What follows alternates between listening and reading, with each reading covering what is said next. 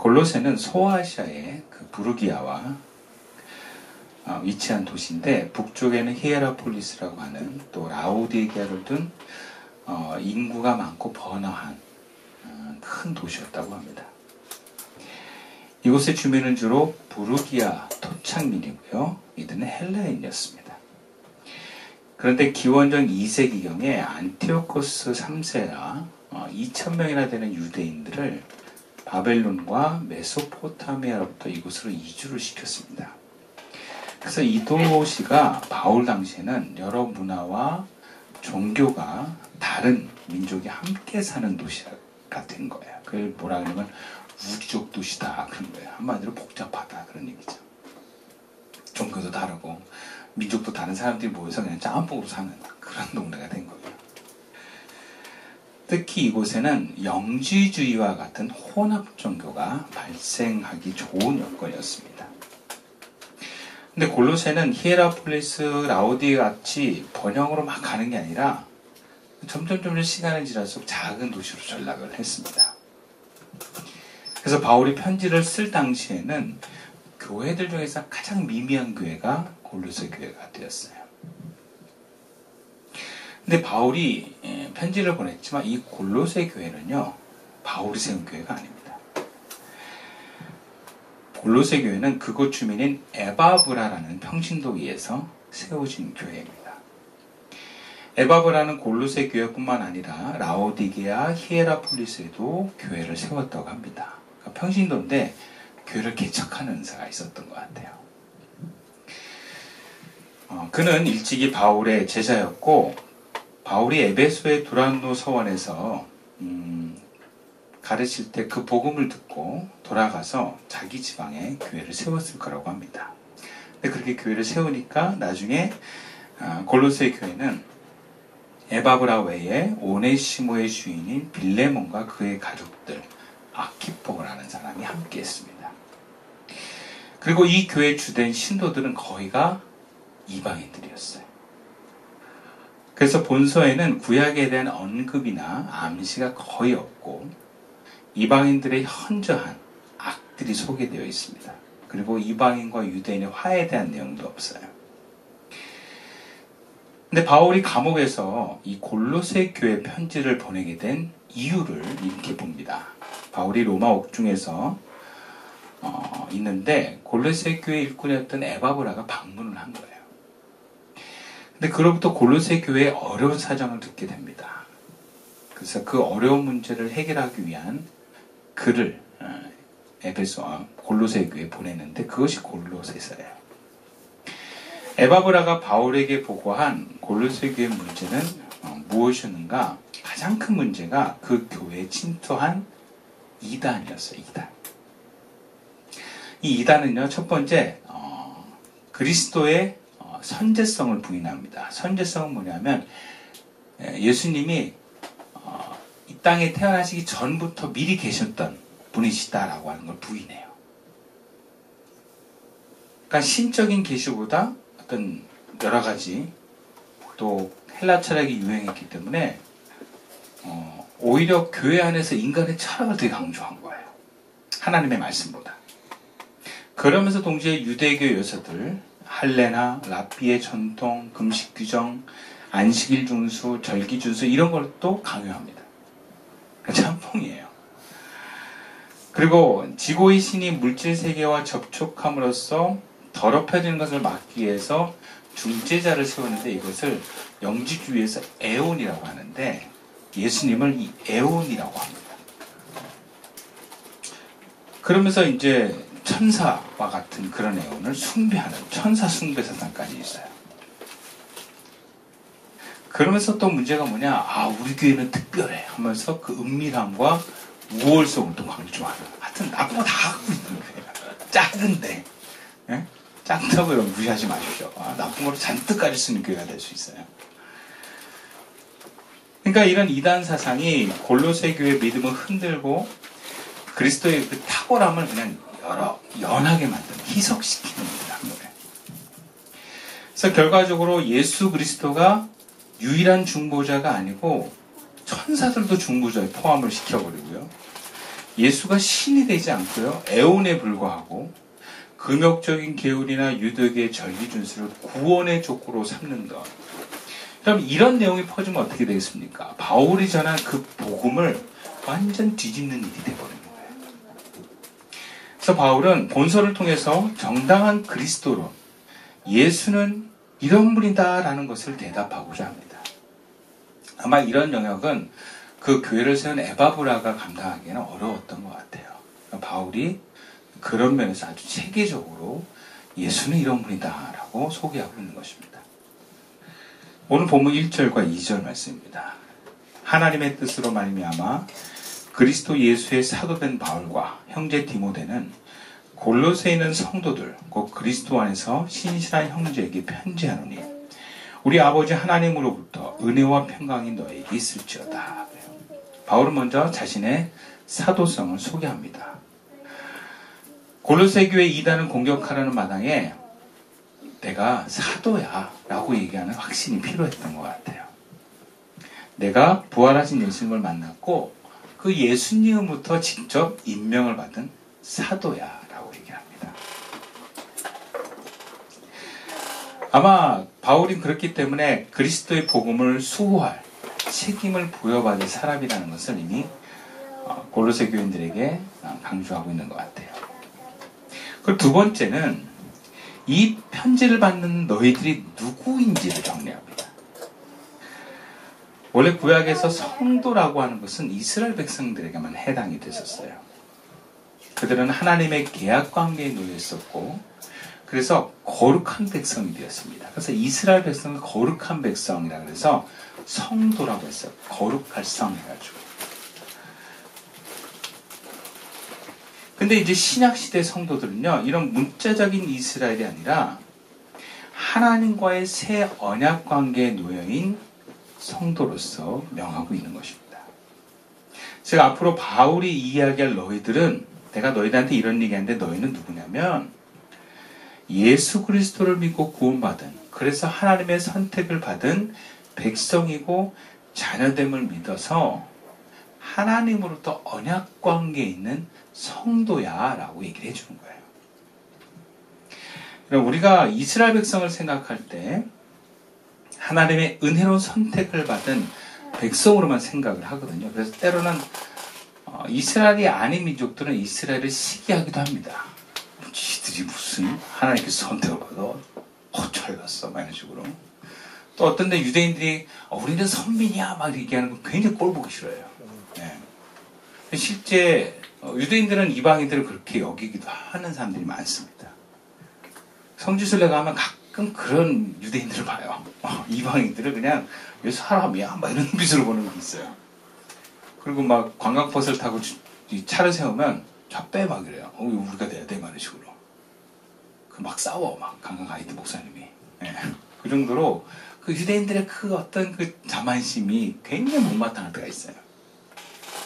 그래서 지들이 무슨 막 이러기도 하고 또 유대인들은 편견도 좀 있는데 여러분 유대인들은 하나님의 선택을 받았다고 하는 면에서 뭔가 하나님의 축복과 보호가 마치 약속된 것 같은 모습을 보이기도 합니다.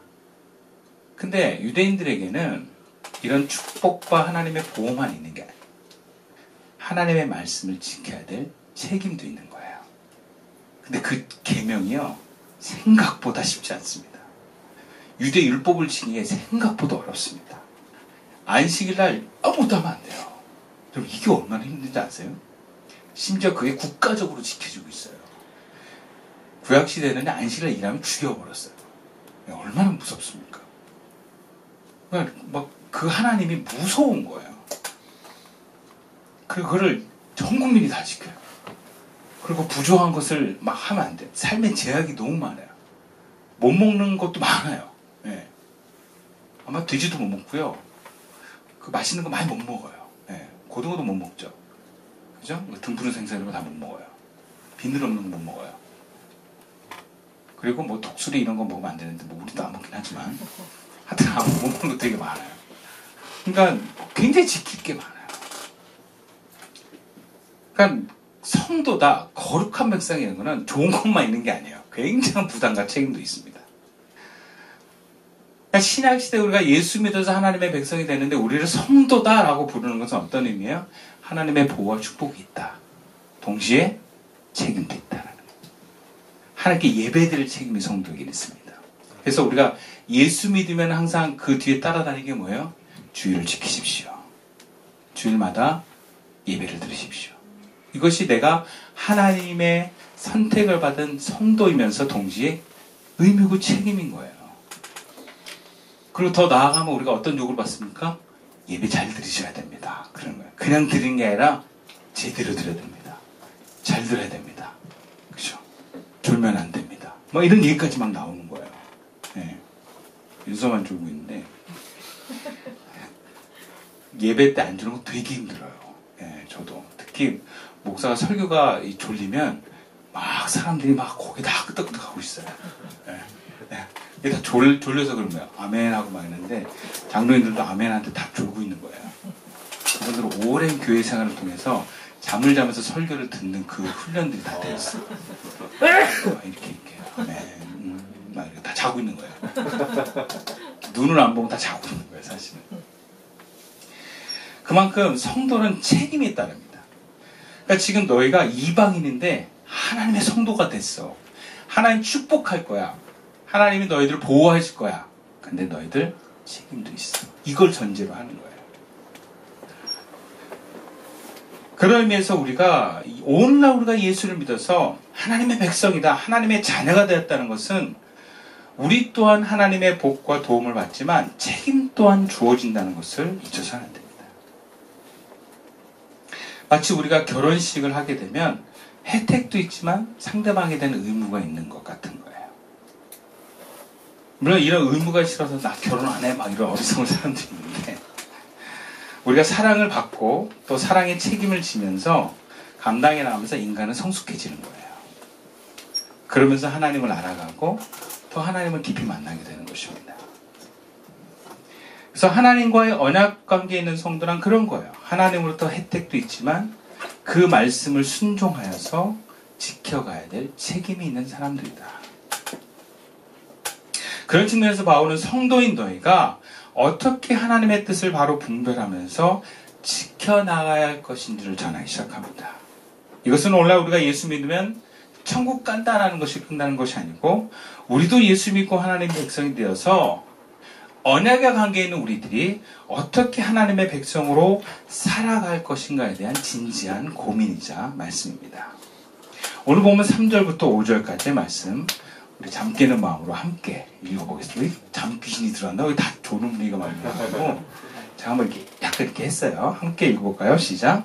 우리가 너희를 위하여 기도할 때마다 하나님 곧 우리 주 예수 그리스도의 아버지께 감사합니다. 이는 그리스도 예수 안에 너희의 믿음과 모든 성도에 대한 사랑을 들었으니 너희를 위하여 하늘에 쌓아둔 소망으로 말미암으니 곧 너희가 전에 복음의 진리의 말씀을 들으는 것이라. 바울은 신약시대 성도들이 가져야 될 신앙의 3요소 그것을 얘기합니다. 그 3요소는 뭐냐면 믿음, 사랑, 소망이에요. 신앙의 1요소는 믿음입니다. 그래서 그 믿음을 먼저 감사합니다. 믿음이 없이는 그리스도인의 존재가 있을 수 없습니다. 그래서 우리가 믿음으로 말미암아 하나님의 백성이 됩니다. 그럼 어떻게 돼요? 사랑이라고 하는 결과가 났습니다. 믿음을 통해서 우리의 죄가 용서받고 하나님께 나가면 하나님으로부터 생명을 받습니다. 그 생명은 뭐예요? 사랑이 가득한 생명이에요. 그래서 그 하나님을 만나면 막 사랑이 넘쳐납니다. 그래서 이웃을 향한 막 돕고 싶은 마음이 막 올라와요.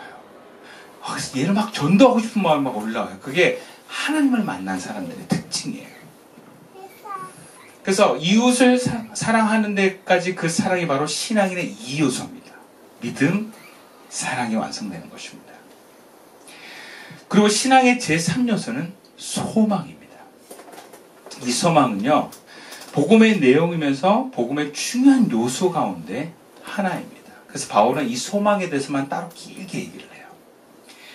그것은 골로새 교회에 침투한 이단이 그리스도인의 그 구원을, 그 미래를 부인하는 종류의 것이기 때문에 이 소망에 대해서는 아주 자세하게 또 얘기를 하는데 우리가 먼저 그리스도의 의무와 책임의 관점에서 우리는 이 세 가지 요소를 한번 점검해 볼 필요가 있어요.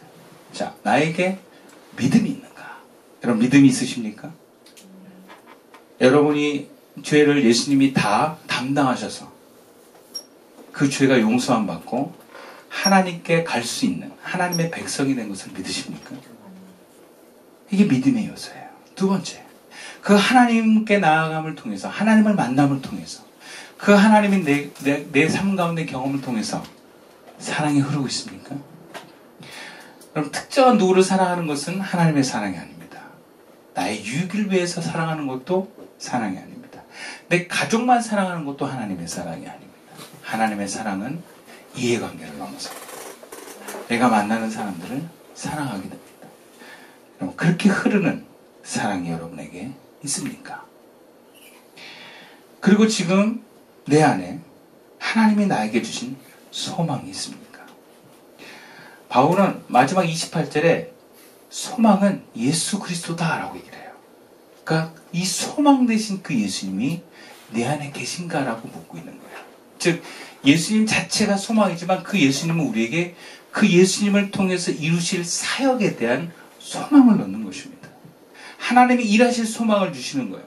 하나님이 하나님의 나라를 세워갈 그 계획을 우리에게 보여주시는 것이 바로 소망인 것입니다. 그 중심에 진 그 예수님 자체가 소망인 것은 우리 삶에 그렇게 나타나게 되어 있습니다. 그래서 나에게 믿음이 있고 사랑이 있고 소망이 있느냐, 이것은 성도가 반드시 점검해야 될 신앙의 3요소라고 합니다. 신앙은 현재입니다. 내 안에 그 3요소가 살아있지 못하다면 나는 지금 하나님 계명 가운데 있지 않은, 하나부터 떨어져 있는 어둠 가운데 있는 거라고 볼 수 있어요. 그럴 때는 바로 그 믿음과 사랑과 소망의 자리로 돌아갈 수 있어야 돼요. 내 자리를 찾아야 돼요. 그래서 어떻게 해요? 믿음, 사랑, 소망. 믿음, 사랑, 소망. 이 순환의 삶을, 이러한 사이클의 습관이 된 삶을 살아가는 것이 신앙생활이에요. 내가 이런 믿음, 사랑, 소망의 이 사이클에서 벗어났다 그러면 다시 들어가야 되는 거예요. 제가 이 무릎을 다쳐가지고 운동을 3주 동안 못했어요. 근데 합기도 같은 운동을 하면 이렇게 막 구르고 막 이러거든요. 근데 3주를 안 하다가 딱 다시 하려고 했더니 몸이 막 너무 무뚝뚝한 거예요. 그리고 한번 잘못 구르니까 막 허리도 아프고 막 목도 아프고 막 그런 거예요. 그 다음날 제가 아이고 했어요. 그러니까 운동하는 사람도 운동의 사이클이 있거든요. 이걸 중단하면 이 사이클 다시 돌아가는 게 힘들어요. 노래도 마찬가지예요. 노래도 계속 노래하던 사람이 목을 안 쓰면 다시 노래하려고 하면 목이 금방 갑니다. 신앙도 그래요. 신앙의 사이클이 있어요. 믿음, 사랑, 소망의 사이클이에요. 이것 중에 어느 건 하나도 없어도 우리는 이 순환에 문제가 생깁니다.